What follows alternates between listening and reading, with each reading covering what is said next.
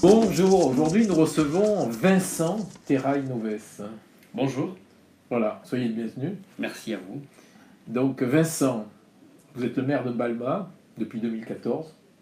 Alors pour les Montpelliérains, les Héroltais, Balma est une petite commune de l'Est toulousain. Oui, Combien d'habitants j'ai pour habitude de dire qu'il n'y a pas de petite commune. Alors 17 000 habitants à Balma, parce que Ah oui, c'est important. oui, mais même quand on est maire d'une commune de 500 habitants, on a beaucoup de travail. Et les maires des communes de 500 habitants, ils ont peu de moyens, parce que peu de services. Donc je dirais que la tâche, elle est tout aussi importante. Donc pour moi, il n'y a pas de petite commune en la matière. Voilà, donc vous êtes tête de liste de la majorité présidentielle aux élections régionales en Occitanie. Exactement. Conseiller régional en 2015, les Républicains. Vous avez changé de crèmerie. Alors, je dirais pas que j'ai changé de crèmerie parce que je suis parti pour aller nulle part. J'ai simplement repris une liberté, une indépendance à laquelle je suis attaché. Aujourd'hui, je ne suis membre d'aucun parti, ni d'aucun mouvement. Je suis tout simplement libre et indépendant. Donc vous m'avez dit que c'est Chirac qui vous a donné envie de faire de la politique. Oui. Vous faites de la politique depuis la création en gros de l'UMP au début des années 2000. Ouais, c'est ça. J'ai milité en tout cas à partir de 2002, beaucoup pour Jacques Chirac. Et voilà, je me retrouvais dans ses valeurs humanistes et je dirais dans la personnalité et le charisme qu'il représentait. Donc vous avez commencé la politique à 20 ans et des poussières. Depuis 4 ans, vous êtes hors parti. Oui. Localement, vous avez beaucoup d'admiration pour Philippe Sorel, qui était hors parti. Voilà. Ouais, oui, voilà. Philippe Sorel, aujourd'hui, est quelqu'un qui est libre et indépendant, qui certes a perdu la ville de Montpellier dans un contexte particulier, mais qui a fait du travail. Et voilà, c'est vrai qu'il a cultivé cette indépendance, en tout cas, et cette liberté. Donc 3 femmes vous ont construit, en fait, je vous ai demandé quels étaient vos parrains. En fait, vous avez 3 marraines. Je me suis renseigné. Oui. La première, c'est Elisabeth Pouchelon. Ah non, j'ai beaucoup d'amitié pour Elisabeth Pouchelon, qui est une amie depuis longtemps. Et Vous la notamment- récusez comme marraine. Ah oui, parce que Elisabeth Touchelon, je l'ai connue longtemps après avoir fait mes armes, j'ai envie de dire, en politique. Donc ma véritable marraine, c'est Françoise de Vérinas. Ouais, alors ça, Françoise de Vérinas, adjointe aux affaires sociales de Baudis. Voilà. Elle c'est une marraine parce que c'est elle qui m'a donné envie de faire de la politique. D'accord. C'est avec elle que j'ai découvert la politique au sens noble du terme. Voilà, Et elle s'occupait des quartiers en alors, difficulté à Toulouse. voilà. Ouais. Et la troisième, on m'a dit que c'était Brigitte Barège, la maire de Montauban. Non. Vrai Là- ou faux? Non, mais en 2002, moi j'ai commencé en politique avec Françoise de Vérinas. C'est elle qui m'a mis le pied à l'étrier. Donc vous avez Donc, qu'une marraine, une marraine, vous n'avez je- pas 3. Non, une marraine, je n'en ai qu'une. C'est elle qui m'a formé. Ensuite, Brigitte Barège m'a pris en Midi-Pyrénées en 2010 sur sa liste des régionales, mais pour autant, c'est pas elle qui m'a fait débuter. Celle qui m'a fait débuter en 2002 et qui m'a fait franchir le pas, c'est Françoise de Vérinas, qui était une élue de centre droit de la ville de Toulouse, première adjointe de Dominique Baudis, et que j'ai épaulé notamment dans ces 2 batailles d'élections législatives en étant son suppléant. D'accord. Donc Vincent, vous avez 42 ans, vous êtes marié, vous avez une fille de 9 ans. Exactement. Donc vous êtes le fils de l'entraîneur mythique du Stade Toulousain, Mhm. fameux entraîneur qui a, si mes calculs ont été bons, il était 10 fois champion de France et 4 fois champion d'Europe. Exactement. Voilà. Quelle éducation, Philippe Noves, Guy Noves, excusez-moi. Quelle éducation vous a-t-il donné? Alors, il m'a donné d'abord le sens le mérite, le sens du travail, de l'implication. Moi, j'ai été élevé, lorsque j'avais 2 ans, nous habitions dans un HLM à Colomiers, et j'ai toujours vu, à partir de cet âge-là, bon, surtout quand j'avais 5-6 ans, parce que le souvenir est plus proche, ma mère qui terminait ses études de médecine, et mon père qui justement allait construire la maison pierre par pierre à Pibrac, là où ils habitent encore aujourd'hui, où j'ai grandi. Et donc voilà, un modèle je dirais, de mérite, où on nous insufflait un certain nombre de valeurs avec mes sœurs, et parmi elles, le fait qu'on n'avait rien sans rien. Voilà. Et que pour avoir quelque chose, il fallait à un moment faire un effort. D'accord. Terrail, c'est le nom de votre maman? Non, Terrail, c'est le nom de mon père biologique, puisque moi, Guy Noves est mon papa d'adoption, qui est mon père, hein, voilà, où j'ai été, où donc j'ai été adopté avec ma maman. J'avais 8 mois, voilà, donc c'est mon père, mais voilà, d'où la composition mon nom de famille. D'accord, vous êtes kiné, entre parenthèses, vous êtes arrêté, vous avez repris 2 demi-journées par semaine. Oui. Voilà. J'y tiens parce que j'ai toujours pensé qu'il ne fallait pas en politique devenir dépendant des mandats politiques. Je prends la politique comme un moment, un don de soi au bien public, mais voilà, j'ai cette philosophie qui dit que du jour au lendemain, les électeurs peuvent vous dire merci, et donc il faut toujours voilà, préparer aussi et garder un pied dans la vie de tous les jours, c'est important. Donc c'est important pour l'équilibre personnel aussi. Donc séquence émotion, vous m'avez dit que vous travaillez en maison de retraite comme kiné, vous avez été touché pendant cette période de Covid, d'être touché à la tristesse des familles lorsque des personnes disparaissent. Oui, alors qui n'est pas lié d'ailleurs uniquement à la période Covid. Je travaille auprès des personnes âgées dépendantes en maison de retraite parce qu'il y a ce côté humain qui est très important pour moi. J'aurais pu traiter des sportifs, faire de l'ostéopathie. Ça aurait été plus simple, non ? Peut-être aux yeux de certains un peu plus sexy, je sais pas, de s'occuper des seniors, de s'occuper des sportifs plutôt que de s'occuper des seniors. Pour moi, en tout cas, les seniors, c'est plus important parce que dans mon geste et dans mon activité de kiné, il y a ce côté humain, ce côté de proximité, cette chaleur et cet échange profond qu'on a avec mes patients âgés qui ont besoin souvent de réconfort dans les EHPAD. Et donc, c'est vrai que parfois, malheureusement, la fin de l'histoire avec mes patients, on la connaît, c'est le départ. Et donc, c'est toujours attristant, émouvant de voir les familles qui viennent lorsqu'on leur annonce le décès d'un proche, et notamment un proche que j'ai soigné pendant plusieurs mois, voire plusieurs années. D'accord. Donc, sinon vous aimez donc les choses simples, vous retrouvez en famille à Leucate, la pêche à la dorade, la pétanque, footing 2 fois par semaine, vrai, golf, les bons restos, les vins. C'est ça. Qualité secret, plutôt organisé. Voilà. Défaut, trop exigeant. Oui, voilà, des fois j'ai tendance, alors ça peut être aussi une qualité, à être exigeant, je dirais pointilleux, et parfois c'est vrai que cette exigence envers soi-même ou envers ses proches peut devenir un défaut, et parfois il n'est pas rare que ou mes proches ou les gens qui m'entourent, avec lesquels je travaille, ou ma famille me disent bon, là c'est bon, c'est déjà pas mal, maintenant il faut s'arrêter, voilà, le document est bien finalisé. Vraiment, il faut dire stop. Je serais de nature, par exemple, quand on fait un document écrit, à le relire, et chaque fois que je le relis, à trouver toujours quelque chose qui ne va pas, une virgule, un point, un mot, et donc ça peut durer très longtemps. Et par moment, il faut savoir s'arrêter. Ok, donc nous on va passer sur la une du 935 de la Glorieuse, le prochain numéro en kiosque demain matin, mercredi matin. C'est tous les mercredis la Glorieuse, Oui. Vous le saviez ? Oui. Non, oui, c'est ça. C'est tous les mercredis. Donc Oui. on revient, pas en une, mais en gros dossier sur l'affaire Zita, qui ouvre la boîte de Pandore. Oui. L'affaire Zita, donc c'est le sénateur Bourgi qui s'acharne contre la mouette. La mouette, c'est la Glorieuse. Je vous briefe parce que comme vous êtes toulousain, vous n'êtes pas trop familier. Voilà. Bourgi nous a lancé sur les réseaux honte à vous, et les affidés du sénateur ont lancé un appel au boycott du journal. La semaine dernière a été très mouvementée. Voilà. Ensuite, on revient sur le conseil départemental, les renouvellements qui cassent la routine, séparation, infidélité, divorce en politique. C'est dans les rôles. Ça arrive chez vous, ça aussi ? Ça arrive partout, je pense. On revient aussi sur une élue montpelliéraine qui s'appelle Radia Tikouk, dans un article qui s'appelle Allô Maman Bobo, son rejetant sème le trouble dans une résidence et l'élu fait l'autruche. Voilà. Vincent, Terrail Noves. Une première question pour l'amateur de rugby que je suis. Oui. Votre papa a été un énorme entraîneur à Toulouse. Hein, comment se fait-il qu'il était si mauvais en équipe de France ? Je crois que lorsqu'il a pris en charge l'équipe de France, il avait un enjeu, et c'était un enjeu qui était à 4 ans. Et donc c'était de préparer une équipe, une nouvelle génération, de la faire monter pour être performant 4 ans après. Il était en train de mettre en place un certain nombre de dispositifs, de plans de jeu, qui d'ailleurs ont été repris en très grande partie, par ses successeurs, notamment par Brunel, puisque les équipes type de Brunel était composé avec des jeunes que mon père avait fait monter.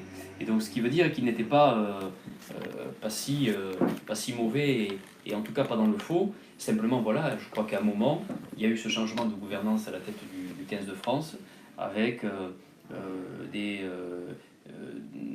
je dirais des considérations personnelles. Vous parlez de l'arrivée de Laporte? Oui, je parle de l'arrivée de Bernard. Ici, on parle cash. Hein. Oui, bien sûr, l'arrivée de Bernard Laporte, en succession à Camus. Et effectivement, il était dans la tête de Bernard Laporte qu'il se débarrasserait de Guinoves. Et donc tout a été mis en œuvre à partir de ce moment-là pour lui rendre difficile, je dirais, sa mission, ses fonctions, et jusqu'à aller parfois à le déjuger, comme il le raconte dans le livre qu'il a écrit dernièrement, sur lequel il ne perçoit aucun droit puisqu'il reverse tout à un club de rugby amateur. Mais voilà, les choses se sont grillées comme ça. Entre Toulouse et Gaillac, c'est toujours la guerre. Ouais, alors plus ou moins, parce que Laporte, il est plutôt aujourd'hui parisien que gaillacois. Voilà. Bon, mais parenthèse voilà, rugby. Donc, La parenthèse rugby. Il n'a pas pu aller au bout, disons, de sa démarche. D'accord. Pour aller au bout de la démarche, il aurait fallu avoir de la confiance, continuer à faire son travail, et le travail s'est arrêté à mi-chemin. Donc on va parler politique maintenant. Ouais. Pourquoi les Toulousains trustent toutes les têtes de liste au régional? Que voulez-vous dire par là? Les Toulousains trustent toutes les têtes de liste au régional. Voilà, toutes les têtes de liste, vous prenez PS, la REM, Républicain, Rassemblement National et Écologiste. Pourquoi ce sont des Toulousains? D'accord. Pourquoi ce sont des Toulousains? C'est une bonne question, mais la tête de liste des Républicains n'est pas toulousaine, elle est l'Autoise, mais enfin bon, c'est voilà. quand même voilà. Le coin, quoi. Oui, ex-Midi-Pyrénées, si vous Ex-Midi-Pyrénées. Nous, mais, on a l'impression ici d'être complètement vassalité de Toulouse. Oui, je ne sais pas pour quelle raison c'est comme ça. Moi, en tout cas, c'est quelque chose qui s'inscrit je dirais, dans une logique qui est la mienne à titre personnel. Je suis conseiller régional depuis 2010. Je n'appartiens à aucun mouvement et j'ai voulu créer quelque chose au-delà des partis politiques. Voilà. Et donc derrière, des mouvements sont venus se joindre à moi, mais cette démarche, elle est personnelle. Moi, je ne suis pas le fruit, ma candidature n'est pas le fruit d'une désignation d'un parti politique. C'est d'abord une démarche où je me mets au service des autres, et derrière, je suis soutenu par la majorité présidentielle. Donc, c'est pas le fait que je sois toulousain. Je rappelle ma question. Comment expliquez-vous... J'aurais habité à Montpellier, j'aurais été montpelliérain. Comment expliquez-vous que dans l'Hérault, par exemple, qui est le deuxième département, il n'y ait aucun candidat? Y a-t-il eu des candidatures à la candidature? Je n'en sais rien. Je ne suis pas persuadé que des candidats de l'Hérault ont souhaité tirer une quelconque liste aux élections régionales. Voilà, il y avait Christophe Riven, gardois, qui à un moment aurait pu tirer une liste, et il n'a pas été choisi, donc il faut le demander plutôt aux personnes de ce mouvement, voilà, et pourquoi le choix n'a pas été fait d'investir le gardois. Quel est votre regard sur les attaques de Jean-Pierre Grand contre votre tête de liste Miro, dont son prénom c'est Julien Miro, oui. Je suis assez étonné. J'ai beaucoup de respect pour Jean-Pierre Grand, c'est un élu, il a été élu, et comme tous les autres élus, je le respecte, je suis un élu républicain. Maintenant, je ne comprends pas trop sa démarche. Je me souviens déjà qu'en 2015, Jean-Pierre Grand jouait la division dans son camp, en fustigeant la désignation de Dominique Régnier, alors même d'ailleurs jusqu'à le mettre en difficulté. Donc Jean-Pierre Grand est un agitateur. Moi je ne comprends pas sa démarche. Je pense qu'il a très mal conseillé le maire de Castelnau, et que le maire de Castelnau s'est un peu trop engouffré, je dirais, sous la coupe de Jean-Pierre Grand. Ma tête de liste, Julien Miro, est originaire de Castelnau. Elle est fidèle au maire de Castelnau.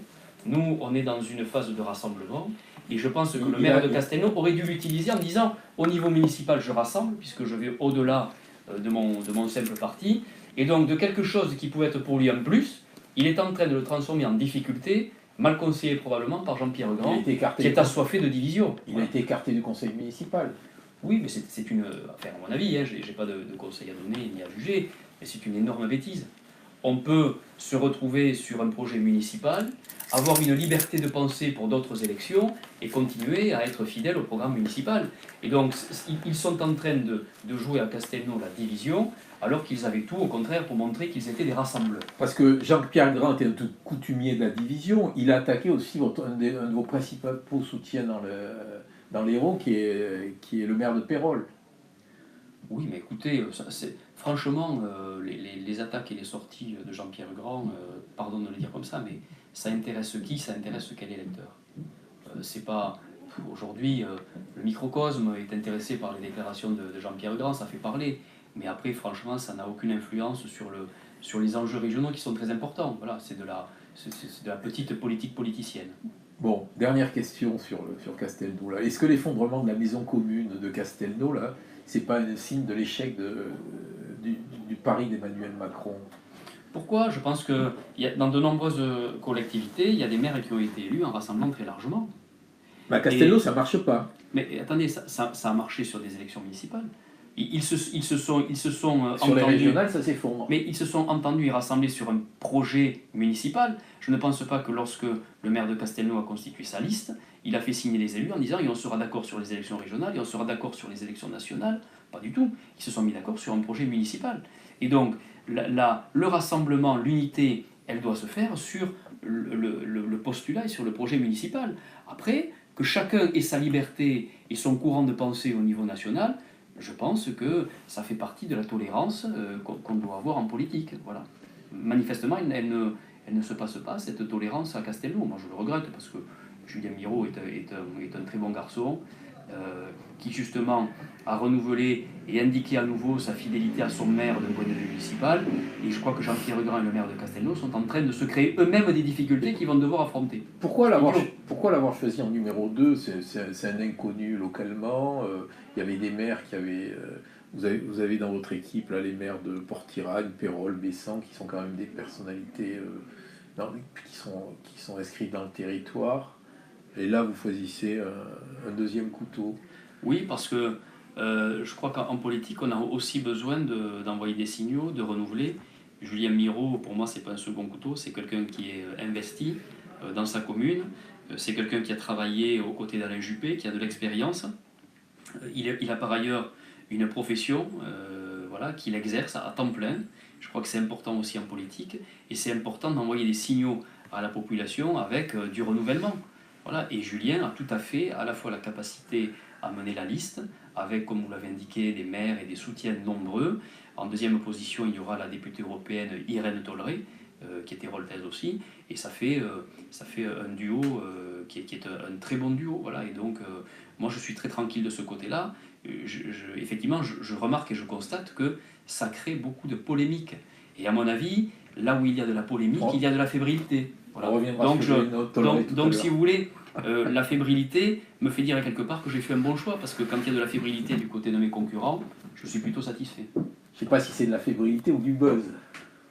Oui, enfin, à un moment, quand il y a trop d'attaques, que c'est outrageant et que c'est exagéré, je considère que c'est plutôt de la fébrilité. On va voyager un petit peu, on va aller dans la région voisine, la région PACA. Est-ce que le vrai faux retrait là, du candidat LaREM, c'est pas le coup de pouce qui manquait au RN pour se mettre en bonne position, en meilleure position? Oui, je crois que la tournure que ça a pris avec l'explosion des Républicains, ceux qui étaient plutôt pour rester tout seuls, ceux qui étaient pour aller plutôt vers le Rassemblement national. Je vous signale d'ailleurs qu'en Occitanie, nous avons dans le Tarn-et-Garonne, à Castelsarrasin, un accord qui a été passé sur une candidature commune entre un candidat LR et un candidat Rassemblement national. Donc je pense que tout ça, effectivement, il y a une grande nébuleuse. Ça a permis de faire tomber les masques. On a vu certains élus des Républicains qui ont dit la seule chose qui nous différencie avec le Rassemblement national, c'est notre capacité à gouverner. Voilà, je crois que véritablement, du côté des Républicains, ça a été une épreuve. Maintenant, aujourd'hui, le président de la région, qui souhaitait faire une alliance et un rassemblement pour contrer le Front National, s'est vu claquer la porte au nez par son mouvement politique. on montre bien que là, on est vraiment dans des jeux de politique politicienne. Et si vous voulez mon avis, je suis très très content de n'appartenir à aucun mouvement ni aucun parti politique, parce que je me tiens bien éloigné de ces combines. Voilà. Alors, est-ce qu'en Occitanie, les bisbilles entre les Républicains et la REM vont-elles continuer à fleurir? Voilà. Parce que vous avez récupéré, donc je disais tout à l'heure, sur votre liste des élus de droite. Pradier est allé chercher Laurent Jaoul, qui est un fidèle de Sorel, plutôt la REM. C'est-à-dire, c'est le grand, c'est la grande salade, quoi. Non, Laurent Jaoul n'est pas la reine. Laurent Jaoul Enfin, est venu me voir, il a essayé d'être sur la liste avec moi. Oui. Voilà, il m'a d'ailleurs accompagné dans une entreprise. Et puis, il n'était pas assuré de la place qu'il aurait souhaité occuper. Il est donc allé voir ailleurs. Bon, ben, très bien, dont acte, ça peut arriver. Voilà, moi, bonne chance et bon courage, voilà, pour ceux qui l'ont récupéré. Mais d'un autre côté, moi, j'essaie de rassembler très largement. Donc, j'ai des personnalités de gauche. Irène Tolleré est une personnalité qui vient de la gauche. Julien Miro est plutôt une personnalité de centre droit. Et donc, voilà, je compose des listes pour qu'il y ait dans tous les départements justement cette pluralité, parce que j'y tiens. Et Pradier, qui était là il y a 15 jours, il nous a dit que vous aviez demandé la tête de liste les Républicains, et comme vous n'étiez pas au jour de vos cotisations, votre candidature n'a pas été retenue. Oui, ben, je pense qu'il faut... Vous confirmez? Absolument pas. Je pense qu'il faudrait voilà, qu'il soit un peu moins à Paris et un peu plus dans notre région pour apprendre vraiment ce qui s'y passe. Puisque je l'informe, si on ne l'a pas informé dans le département de la Haute-Garonne, que je ne suis plus membre des Républicains depuis 2017. Donc ce qui consiste à dire que depuis que je ne suis plus membre des Républicains, je dois continuer à payer une cotisation, sont totalement incohérents. Quand vous quittez un restaurant, on ne vous demande pas de payer le menu pour les jours suivants, il me semble.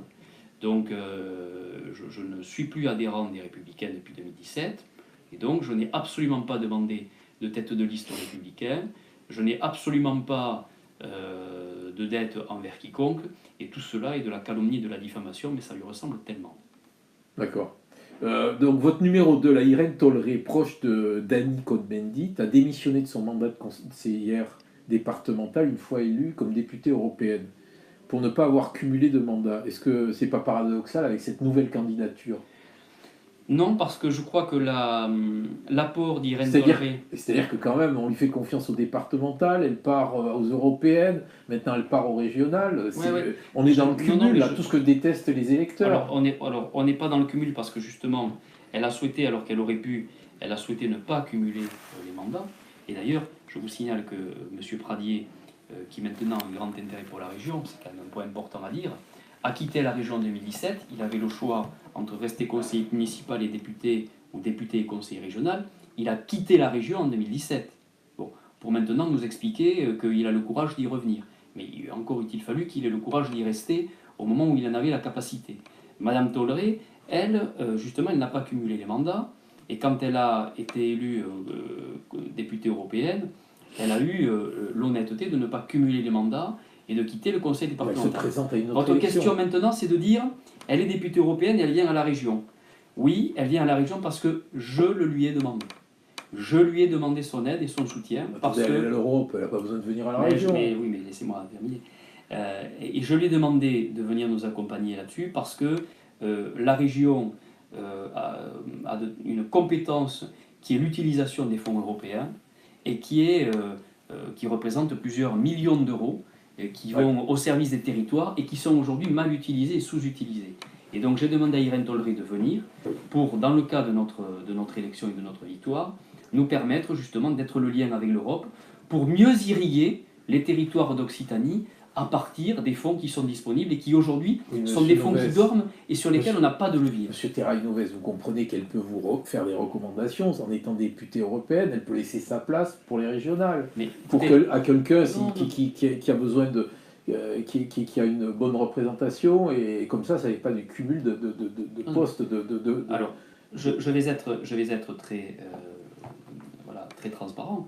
J'ai eu des demandes de parlementaires qui souhaitaient composer les listes régionales. J'ai dit que je ne le souhaitais pas parce que justement je voulais éviter ce cumul des mandats.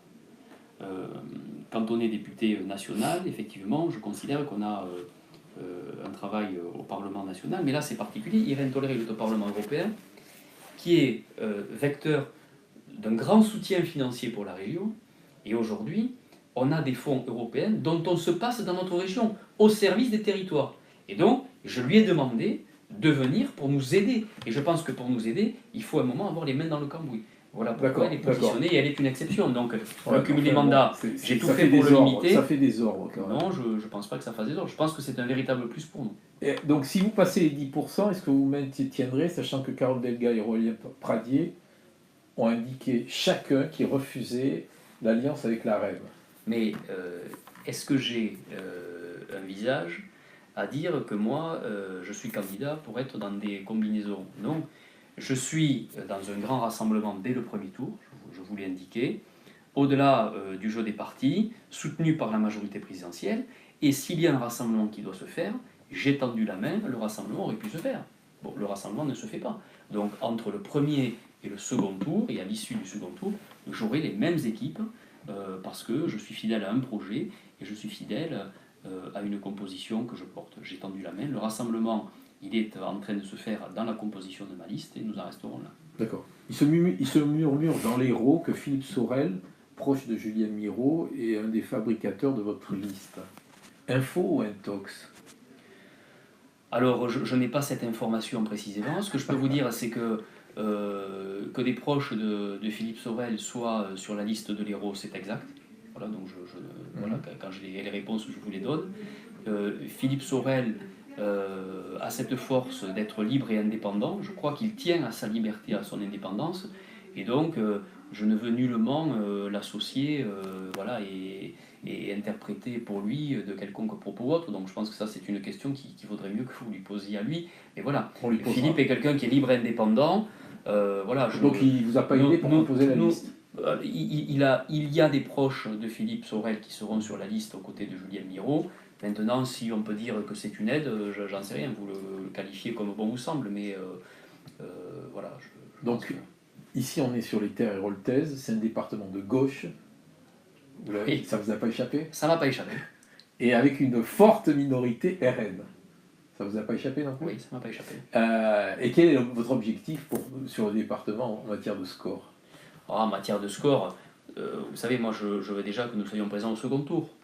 Donc j'ai beaucoup d'humilité. J'ai été élu dans ma ville maire à 65% au premier tour, avec plus de 50% de participation. Malgré ce score, à la veille du premier tour, j'avais un doute. Voilà, parce que je suis quelqu'un qui prend les choses avec beaucoup d'humilité. Et donc je pense qu'il ne faut pas mettre la charrue avant les bœufs. Notre objectif, c'est avant tout de nous qualifier pour le second tour. Voilà. Si on en reste là, je signe tout de suite. Voilà. Et après, on verra pour le second tour, on se fixera des objectifs de score. D'accord. Donc, membre de la famille du rugby? Oui. On peut dire ça? Ah oui, moi j'ai fait quand même quelques terrains de rugby, quelques Coupes d'Europe, quelques matchs de championnat de top 14 depuis que je suis tout petit. Donc oui, on peut dire ça. Est-ce que vous avez pensé à proposer une place sur votre liste à Moed Altrad? Non, je n'ai pas pensé à cela. Dommage. J'ai pas pensé. Ok. Quel enseignement tirez-vous de son échec au municipal?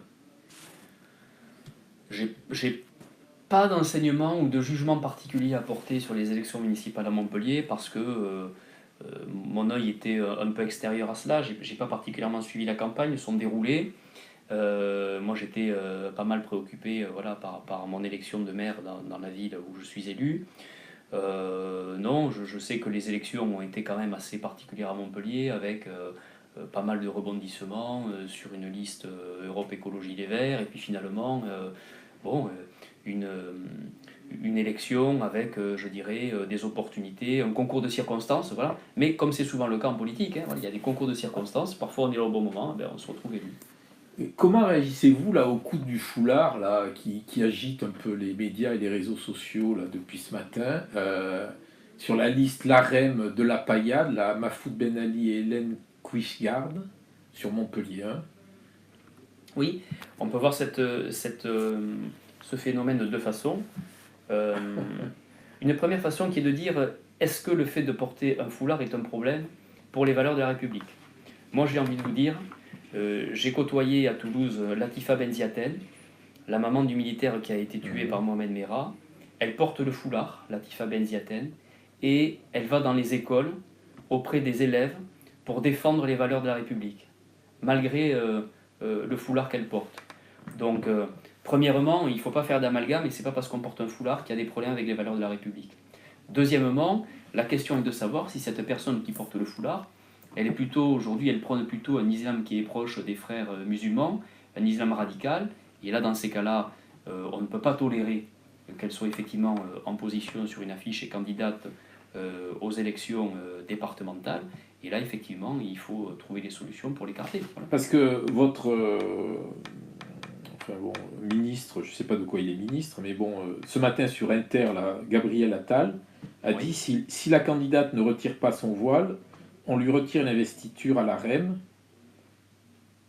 C'est légal, mais pas souhaitable. Oui, alors ça c'est le parti. Hein. Moi, je ne suis pas membre de l'AREM, donc je ne peux pas m'exprimer pour eux. Ni même je ne connais pas les statuts, mais a priori, ça serait peut-être dans les statuts du mouvement, d'après ce qu'on m'a indiqué. Donc ça, je n'en sais rien.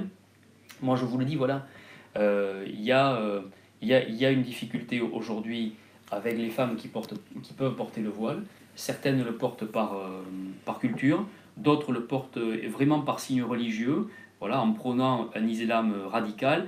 Et là, je crois qu'il faut être intraitable et qu'on ne peut pas tolérer, effectivement, dans ce cas-là, le fait que, quand on prône un islam radical, on puisse être candidat à une quelconque élection. Voilà. Donc je ne connais pas particulièrement le cas de cette personne.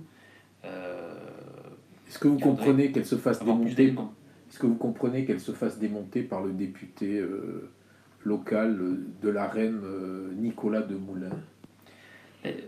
Ce que je comprends surtout, c'est qu'une nouvelle fois, hein, il faut regarder quel est le sens du port du voile. Voilà, moi j'ai compris. Véritablement, il faut être sur le fond de la question. C'est compliqué, il faut être dans la tête des gens. Hein. Voilà où il faut connaître un peu leur histoire, où il faut se renseigner tout simplement sur leur passé, sur ce qu'ils font, les associations auxquelles ils sont adhérents.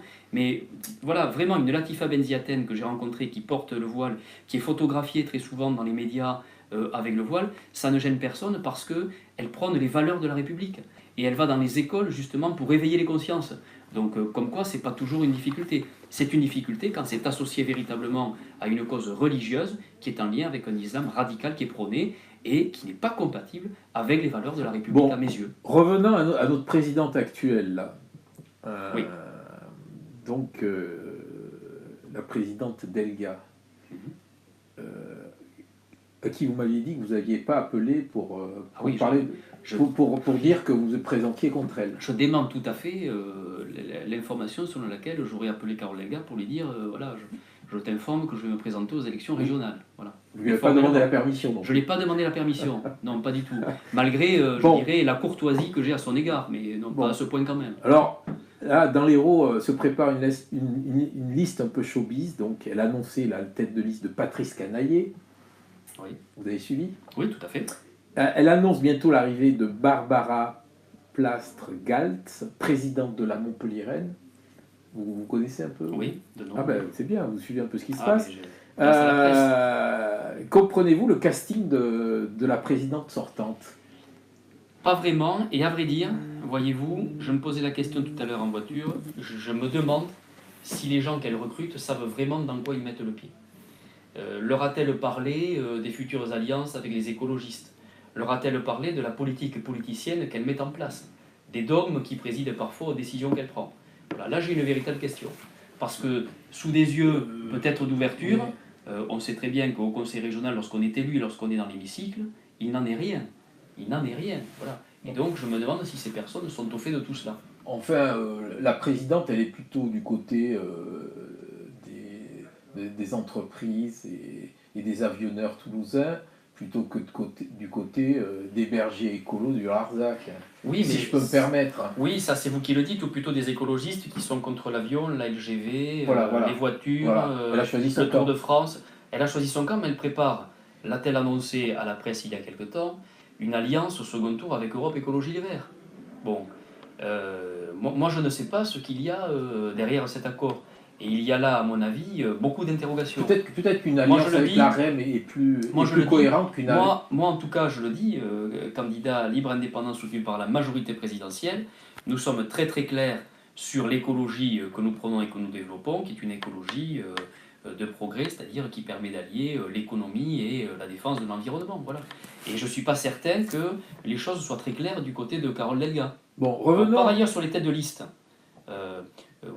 moi je suis quand même surpris aussi que des têtes de liste je dirais de la société civile, comme M. Canaillé, dont je peux saluer l'engagement en tant que personnalité de la société civile dans le monde politique, et ça ne me pose pas problème.